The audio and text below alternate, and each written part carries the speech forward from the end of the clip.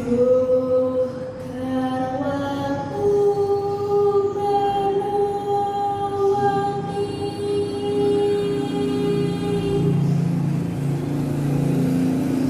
sira kering yo ada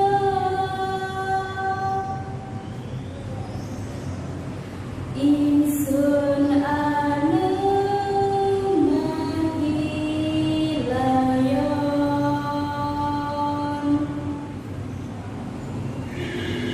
dan gecek ngomong ira